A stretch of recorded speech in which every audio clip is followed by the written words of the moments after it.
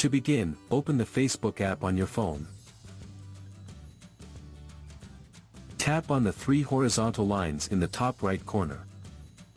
Then tap on the settings gear icon beside the search icon. Scroll down to the Preferences section, and select Tab Bar. Next, navigate to Customize the bar. Here, you will find a list of tabs, such as Profile, Groups, Marketplace, Reels, and more. By default, Auto is selected, which means Facebook decides what to show. Tap the drop-down menu and select Pin to keep a tab always visible. You can pin up to 3 of your most used tabs. You can also select Hide if you don't want any tab to appear on your bar.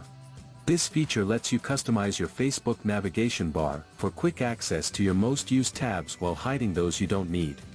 Once you are done, return to the main screen. And your navigation bar will display only the shortcuts you have chosen.